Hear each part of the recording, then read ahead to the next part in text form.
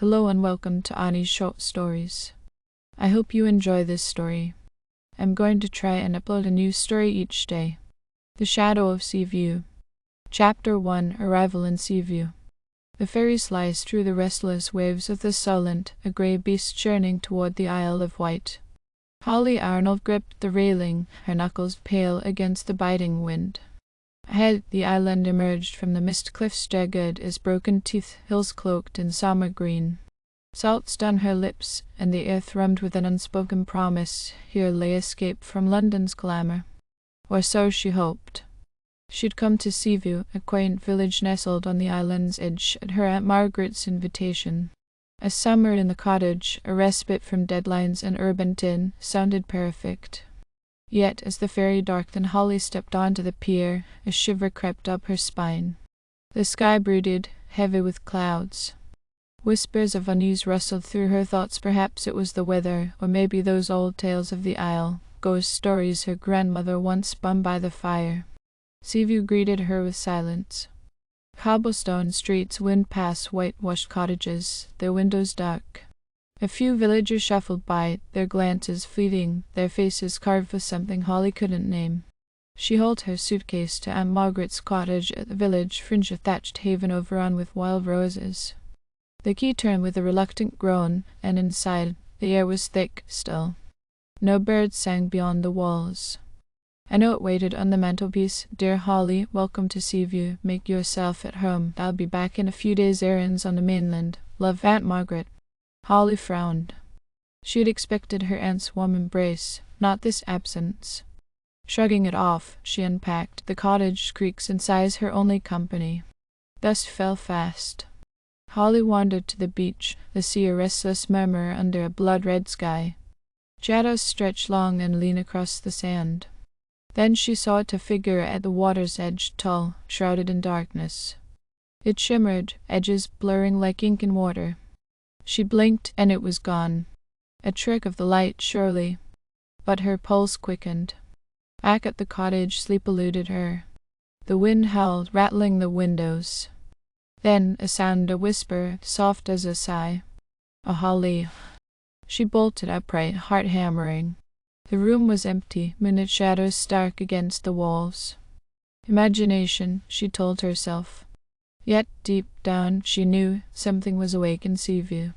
Chapter 2, Whispers in the Pub. Morning dawned grey and bleary. Holly shook off the night's unease and ventured into the village, drawn to the Anchor, a weathered pub hunched by the seafront. Inside, the air smelled of ale and old wood. A handful of patrons sat in silence, their eyes flickering to her then away. She ordered coffee from the bartender, a grizzled man with a beard like tangled wire. "First time in Seaview?" he asked. "Yes, staying at my aunt's cottage, Margaret's place." "Nice spot they here for the views or the tales?" Holly's curiosity flared. "Ghosts, smugglers." He grinned, but it didn't reach his eyes. "That keeps the tourists coming. I saw something last night. On the beach, a figure that vanished." "The Shadow, eh? Been around for years. Some say it's a drowned sailor, others something worse," an old man at the bar's end interrupted. "It's no tale, miss. I've seen it." His blue eyes pierced her withered face etched with time. He waved her over. "Name's Tom, born and bred here. That shadow's real, and it takes folk." Holly sat, coffee forgotten. "Newcomers, nosy ones, disappearances, going back generations. My granddad said it's tied to a pact, a sea demon, traded for prosperity." He paused. "Or is it? Margaret's missing. She was supposed to be here. Could it?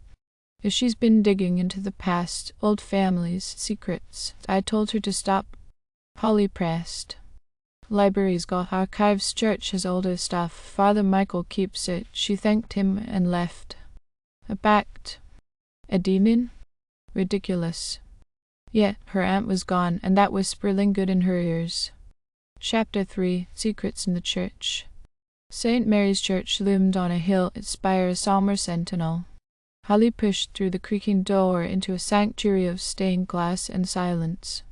Father Michael, a priest with gentle eyes, greeted her.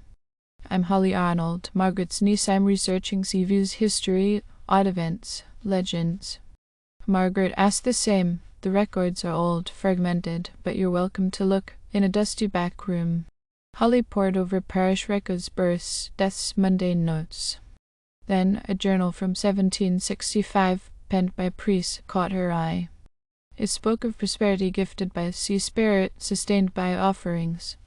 One line chilled her. The shadow walks among us, our pack's keeper. We must honor it, or ruin follows. She faced Father Michael. A pact with what? The legend, he said. Every village has its ghosts, but Margaret's missing. I've seen the shadow. It's real. Some say the pact was made in a cave by the cliffs. Dangerous place. Leave it be. Holly. That night the whisper returned her. Holly then outside. A shadowy form flickered in the garden. Thea clawed her, but she stepped out, finding a carved stone among the roses, its symbols pulsing with cold. Chapter 4. The Cave of Whispers. Next morning, Holly trekked to the cliffs. The cave's mouth a dark wound in the rock.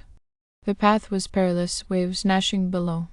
Inside, damp air pressed against her, and her flashlight revealed carvings, symbols matching her stone. Deeper, an altar stood, littered with candle stubs. A noise, shuffling steps. She whirled. Nothing. Then the shadow loomed at the entrance, eyes aglow, limbs twisted unnaturally. It glided closer. Holly fled into a tunnel, crawling through muck, emerging in a chamber lit by a ceiling crack. A skeleton lay there, beside a leather journal. Edward Sinclair, 1865. He'd uncovered the pact, tried to break it with artifacts, but failed. His last words, "The shadow knows, it's coming." She climbed out, journal clutched tight. The cave held answers and danger. Chapter 5. Allies and Enemies. Holly found Tom at the anchor. "It's real," she said. "A demon, a pact. Edward tried to stop it. How artifacts, a dagger, chalice, amulet. We need them." The village museum held the dagger and chalice. Suspicion fell on Richard Hale, a council member with a cold gaze. At Margaret's cottage, Holly found the amulet in a locked drawer. Holding it, a voice hissed, "You cannot stop me." The room darkened, then cleared. "A new moon's tomorrow. That's when we strike." Chapter 6. Under a moonless sky, they entered the cave. Holly arranged the artifacts, chanting Latin from Edward's notes. The shadow emerged, snarling. Light flared, shattering its form. The cave collapsed as they escaped. Margaret appeared, free from Richard's grasp. He'd guarded the pact for power. With the demon gone, Seaview breathed anew. Epilogue. Holly stayed, writing her story. The village healed, but at night, shadows flickered on the shore, a whisper of what once was, or what might still lurk. Thank you for listening. I hope you enjoyed this story. Please don't forget to like, and even better, like and subscribe. Thank you very much, and I hope you have had or have a great day.